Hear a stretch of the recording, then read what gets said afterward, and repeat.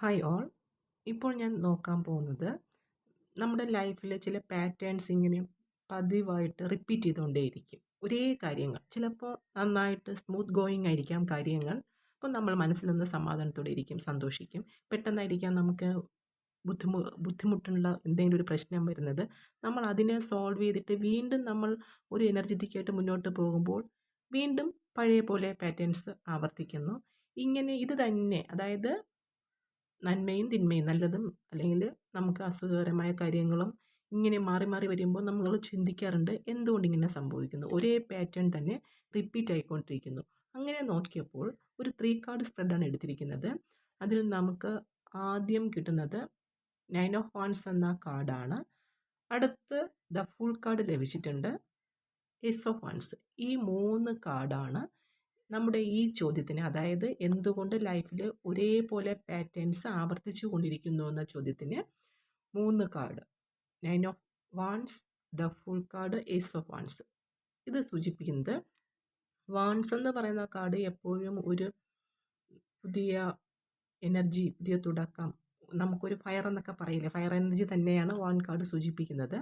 അതായത് ഇവിടെ 9 of vans എന്ന കാർഡിലൂടെ സൂചിപ്പിക്കുന്നു, നിങ്ങളുടെ പാസ്റ്റ് ലൈഫിൽ നിങ്ങൾ കുറേ സ്ട്രഗിൾസിലൂടെ പോയി, വെല്ലുവിളികളുണ്ടായി, തിരിച്ചടികളുണ്ടായി, നിങ്ങളെ ആൾക്കാർ മനസ്സിലാക്കാത്ത സാഹചര്യം ഉണ്ടായി, നിങ്ങൾക്ക് ചുറ്റിനും പ്രശ്നങ്ങൾ, പ്രക്ഷുബ്ധമായ സാഹചര്യമായിരുന്നു, നിങ്ങൾ ഒത്തിരി പ്രശ്നങ്ങളിൽ കിടന്ന് ഉയരുന്ന ഒരു അവസ്ഥ വന്നു, ഇതിനെയൊക്കെ നിങ്ങൾ ഒറ്റയ്ക്ക് നേരിടേണ്ടി വന്നു. അപ്പോൾ നിങ്ങൾക്ക് നേരെ ഉണ്ടായ ഓരോ എതിരായിട്ടുള്ള പ്രശ്നങ്ങളെയും നിങ്ങൾ ഒറ്റയ്ക്ക് നിന്ന് പൊരുതേണ്ട സാഹചര്യം വന്നു.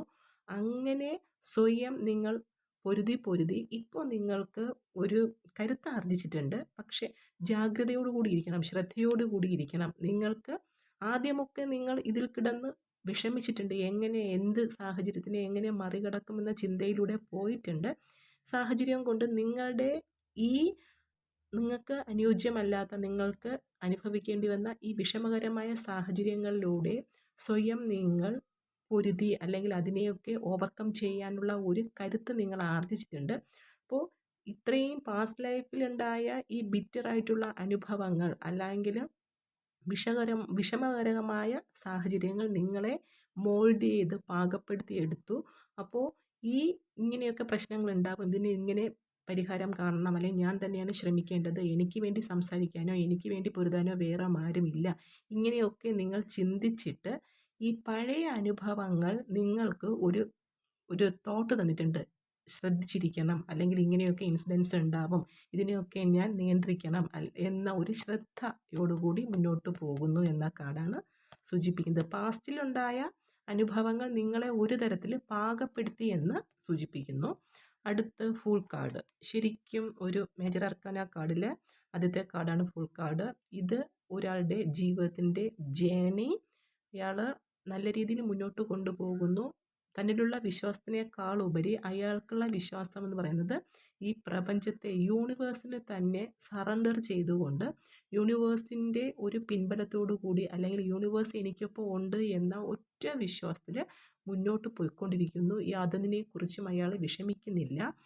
പൂർണ്ണ സ്വാതന്ത്ര്യത്തോടു കൂടി പാസ്റ്റിനെ കുറിച്ച് ഒന്നും ചിന്തിക്കുന്നില്ല. നേരത്തെ സ്ട്രഗിൾസ് ആയിരുന്നു, ഇപ്പോൾ പാസ്റ്റിനെ കുറിച്ച് ഒന്നും ചിന്തിക്കാണ്ട് ഫുൾ കോൺഫിഡൻസോടുകൂടി യൂണിവേഴ്സിൽ സറണ്ടർ ചെയ്ത് യൂണിവേഴ്സിൽ വിശ്വസിച്ചുകൊണ്ട് മുന്നോട്ട് തൻ്റെ ജീവിതം മുന്നോട്ട് പോയിക്കൊണ്ടിരിക്കുന്നു. ഇത് സക്സസ്സിലേക്കുള്ളൊരു ജേണിയാണ്, ഇതൊരു ന്യൂ ബിഗിനിങ് ആണെന്ന് സൂചിപ്പിക്കുന്നു.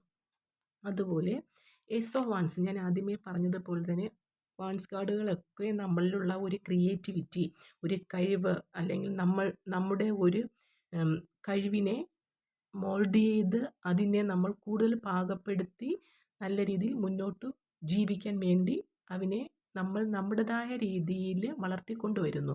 ഇത് ഒരു ശരിക്കും അദൃശ്യമായ കൈകൾ നമ്മളിലേക്ക് ഒരു സോഴ്സ് കൊണ്ടുവരുന്നുണ്ട്, ഒരു ന്യൂ ബിഗിനിങ്ങിന്, പുതിയൊരു തുടക്കമാണിത് സൂചിപ്പിക്കുന്നത്. അപ്പോൾ നമുക്കുള്ള ഈ നേരത്തെ ഓവർകം ചെയ്ത ലൈഫ് സിറ്റുവേഷൻസ് കുറച്ചുണ്ട്, അതിനെയൊക്കെ നമ്മൾ മാറ്റിക്കൊണ്ട് പുതിയ അവസരങ്ങൾ നമ്മളിലേക്ക് വന്നു ചേരുന്നു. അദൃശ്യമായൊരു സപ്പോർട്ട് നമുക്കുണ്ട്. ഇനി അതിനെ എങ്ങനെയാണ് വളർത്തിക്കൊണ്ടുവരേണ്ടത്, നമ്മുടെ വിൽ പോലെ ഇരിക്കുക, അല്ലെങ്കിൽ വിൽ പവർ, അല്ലെങ്കിൽ നമ്മുടെ മൈൻഡിൻ്റെ കപ്പാസിറ്റി, നമ്മുടെ തിങ്കിങ് പാറ്റേണിൽ വരുത്തുന്ന മാറ്റങ്ങൾ, നമ്മളെടുക്കുന്ന ആക്ഷൻസ്, ഇവയൊക്കെ തന്നെ അവസരം നന്നായിട്ട് നമുക്ക് മുന്നിൽ എത്തുന്നുണ്ട്. അതിനെ നിങ്ങൾ നല്ല രീതിയിൽ യൂസ് ചെയ്താൽ നിങ്ങൾക്ക് സക്സസ് ഉണ്ടാവുമെന്ന് സൂചിപ്പിക്കുന്നു. ഫുൾ കാർഡ് ഇവിടെ യൂണിവേഴ്സിൻ്റെ സപ്പോർട്ട് നമുക്കൊപ്പം ഉണ്ട്. യൂണിവേഴ്സ് ഉണ്ട് എങ്കിൽ നമുക്ക് വിജയമാണ്. ഈ യൂണിവേഴ്സിൻ്റെ ഒരു പിൻബലത്തോടു കൂടി നമ്മൾ പാസ്റ്റിലെ ഒരു സ്ട്രഗിൾസൊക്കെ നമ്മളെ പാകപ്പെടുത്തി എടുത്തിട്ടുണ്ട്. നമുക്ക് അതുകൊണ്ട് ആദ്യം നമ്മൾ പതറി നിന്ന അവസരത്തിൽ ഈ നമുക്ക് അനുകൂലമല്ലാത്ത പല വ്യക്തികളും സാഹചര്യങ്ങളും വന്ന് അവയൊക്കെ തരണം ചെയ്യാൻ നമ്മൾ പഠിച്ചു കഴിഞ്ഞു. ഇനി സപ്പോസ് അങ്ങനെ ഇഷ്യൂസ് ഉണ്ടായാൽ പോലും അതിനെ എങ്ങനെ ശ്രദ്ധയോടെ ഇരിക്കണമെന്നും എങ്ങനെ അവയൊക്കെ ഓവർകം ചെയ്യണമെന്നും നമ്മൾ പാഠം പഠിച്ചു കഴിഞ്ഞു. നമുക്കൊപ്പം ഉള്ളത് യൂണിവേഴ്സാണ്. യൂണിവേഴ്സിൻ്റെ സപ്പോർട്ടുണ്ട്. ഈശ്വരൻ്റെ, ദൈവത്തിൻ്റേതായ ഒരു സാന്നിധ്യവും ഒക്കെയുണ്ട്. നമ്മൾ ഫുൾ കോൺഫിഡൻ്റ് ആണ്.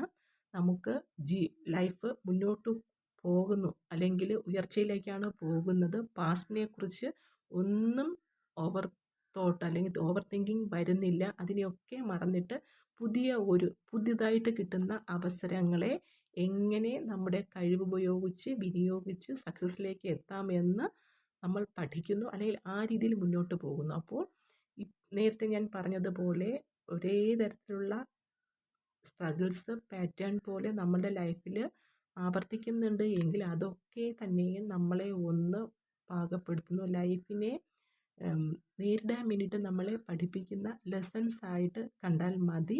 നമുക്ക് മുന്നിൽ വരുന്ന പുതിയ അവസരങ്ങളെ നല്ല രീതിയിൽ യൂസ് ചെയ്യുക. നമ്മളിലുള്ള കഴിവുകൾ എന്താണെന്ന് കണ്ടെത്തുക.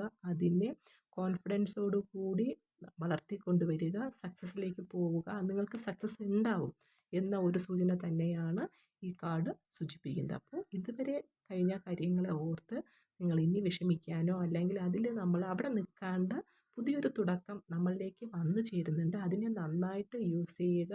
അത് എങ്ങനെ നമ്മൾ വിനിയോഗിക്കുന്നു എന്നത് അനുസരിച്ചായിരിക്കാം നമ്മുടെ ലൈഫിൽ വരുന്ന സക്സസ്. Thank you.